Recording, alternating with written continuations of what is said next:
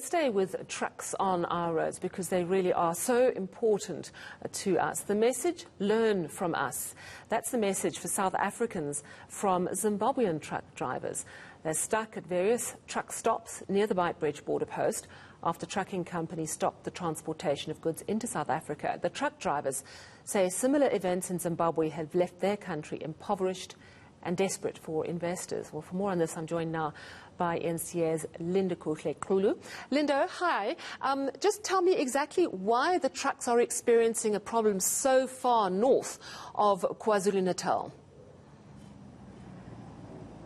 Well, Sally, you'd remember that South Africa is said to be one of those destinations for many of the trucks coming from African continents, because South Africa's harbors are used to transport various goods to other parts of the world in terms of European countries as well as other countries. So what we understand is that trucking companies have put a stop on trucks proceeding to other parts of the country. They're saying that after jumping the border, they must actually be stationed in some of these truck stops. I'll just move out of shot. My colleague Elia Posilele will show you some of the trucks have been put on hold to say that they mustn't go anywhere. This is because of the fears that they might be torched or they might be targeted while some of the riots are taking place in South Africa. So what you are seeing now is many of these trucks. The situation is basically that they have been here since the beginning of those riots, and they're saying that they're waiting for a go-ahead from some of the trucking companies to say that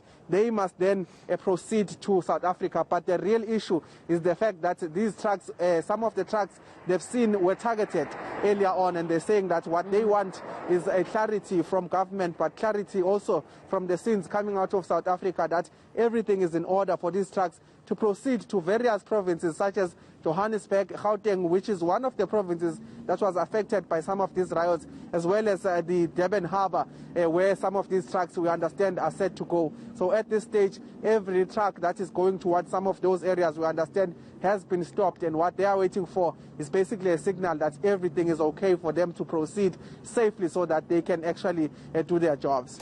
Yes, and it was interesting speaking to Patrick O'Leary of Fleetwatch magazine earlier, and now that the N3 and the N2 have been secured, the trucks are very happy to move along those routes. But of course there are concerns, as you say, on the other routes, and people bringing goods into South Africa, I suppose, want to guarantee that they're not going to get caught up in any further looting. And you had a really interesting conversation with a Zimbabwean truck driver, and Patrick actually was referencing that. It obviously caught his attention as well. Tell us about that conversation.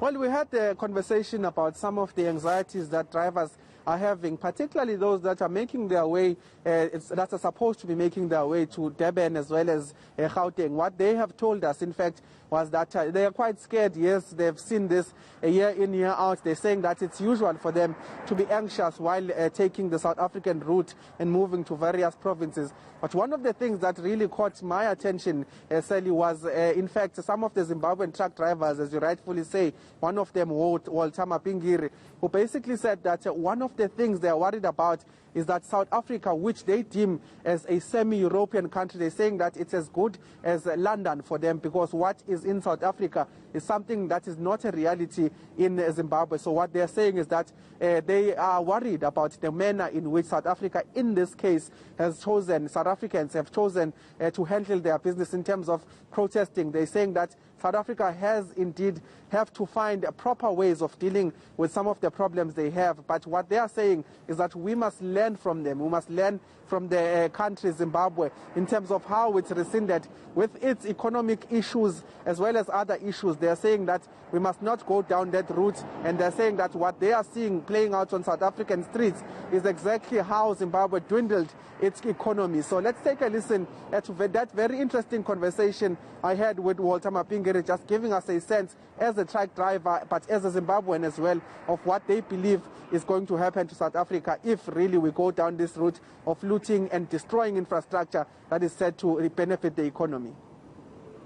If you look at our situation in Zimbabwe, we didn't like to be in South Africa. If things were right, we wouldn't be in South Africa. Things were bad in Zimbabwe. The way we dealt with our situation in Zimbabwe was bad. We really understand. Even when the locals are are complaining to say foreigners are taking our jobs. Sometimes we feel it. We feel it because it's their right to be in their country. It's their right to fight for their country. But destroying property, destroying infrastructure, that's a waste because we don't have that. Like if I tell you in Zimbabwe we don't even have a mall, you won't believe that. But we don't have one. And then you ban a mall that took years to build, to construct, that has families being fed with that mall, and you destroy it. Where are we going? We want one mall in Zimbabwe, only one where we can go to say there's ShopRite here, there's Checkers here, there's Clicks here, there's you name it. We don't have, but you destroy them. Yeah, Linda, I think raising questions that so many of us, the majority of South Africans, I think, have been left asking this week. Thank you so much from that reporting at Bite Bridge, our colleague Lindokuhle Xulu there.